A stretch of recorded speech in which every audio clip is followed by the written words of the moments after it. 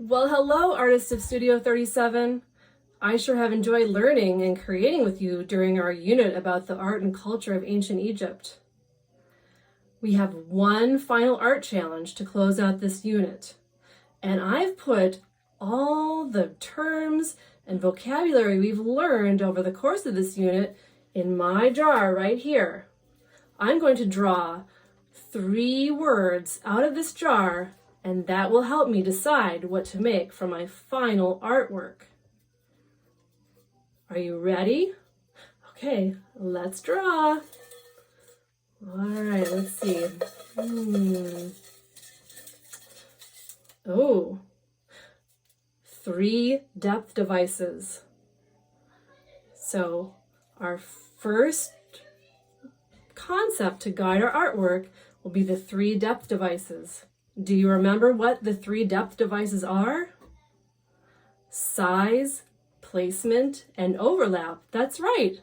I knew you remembered. You're very smart. Okay, here we go. Second word. Wax resist. Wax resist. So let's use wax resist in our artwork. Do you remember how to do that? You can use your crayons or your oil pastels to create a wax resist for watercolor paint that you wash over the top.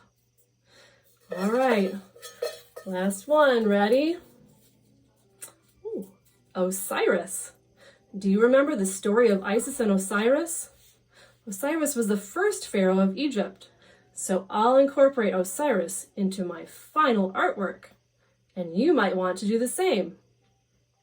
Are you ready to create with me? Okay, here we go. Let's get started. Okay, Studio 37 artists, let's get started on our final art challenge of our unit about the art and culture of ancient Egypt. I have our 3 guiding concepts for our final artwork. The 3 depth devices, wax resist, and Osiris. So let's get started.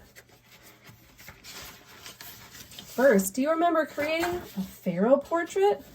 Well, here's my pharaoh portrait. You can see that I am in profile view, which is a side view of the face, and I have a frontal eye, which is a forward-facing eye. That was something unique to the ancient Egyptians in their depictions of their culture through their artwork. And into my pharaoh portrait, I have also incorporated my cartouche. Do you remember what a cartouche is? A cartouche is an oblong or oval form that was used to depict a name, usually the name of a pharaoh. The name was depicted using hieroglyphics. Do you remember what hieroglyphics are? Well, they're the ancient Egyptian alphabet. The way that they wrote was with pictures, and the pictures symbolized different letters or words or sounds. So here I've written my first name in my cartouche. My first name is Lisa, so L is lion, the feather stands for I, the fold of cloth stands for S, and the vulture stands for A. In my cartouche, I've also added an ankh. Do you remember what an ankh is? Well, that's the ancient Egyptian symbol for life. So there's my pharaoh portrait and my cartouche. In my sketchbook, I also have my great Sphinx. Do you remember what the Sphinx is? The Sphinx is a mythological creature, and it has the head of a pharaoh and the body of a lion.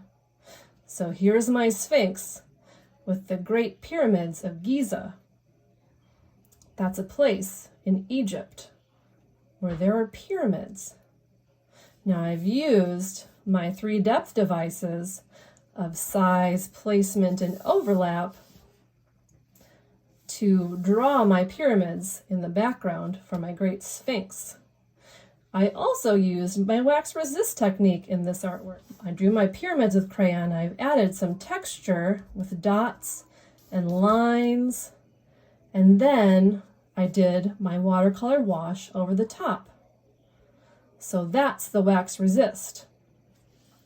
Now I'm going to create my final artwork for this unit using the 3 depth devices, using wax resist, and incorporating Osiris, who was the first pharaoh of Egypt.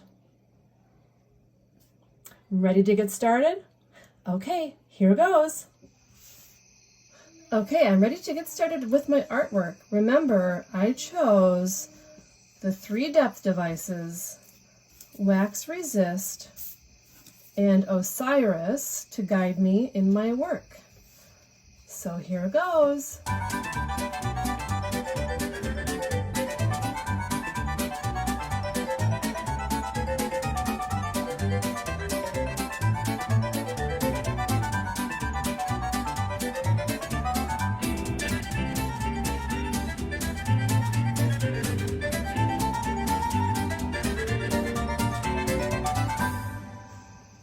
Okay, so here's my finished artwork. Remember, I used the 3 depth devices, wax resist, and Osiris. Those were my guiding concepts for my work. Now, I used the 3 depth devices of size, placement, and overlap in my composition. This is Osiris, and he's in the underworld. Remember, he's the god of the underworld. I made him larger and closer to the front of my page and the bottom of my page to make him the most important part of the composition. So that's size and placement. In the world of the living, I chose to overlap all these ancient Egyptians who are living and enjoying life in ancient Egypt. Now I overlap them to make it look like a crowded scene. And notice that they're all holding ankhs. Remember, that's the ancient Egyptian symbol for life. Finally, I used wax resist in my composition all over. Now you saw me draw with crayon in multiple spots on my page. And you see when I added the watercolor, the crayon resisted the watercolor. It wouldn't soak up the watercolor into the paper because the wax and the crayon push the watercolor away. So that adds an interesting texture. I chose to use the crayon in the underworld scene to depict darkness with stars and a wash in dark and cool colors. In the world of the living, I chose to use my wax resist to depict rays of sunshine, and I used warm tones, red, orange, and yellow, to incorporate into that scene. So that's my final artwork for our unit on ancient Egypt. I would love to see what you created in your final art challenge using anything that we learned about during our unit studying the art and culture of ancient Egypt. Well, that's it, Studio 37. This is Miss Jansen signing off. Until next time, keep thinking and keep creating.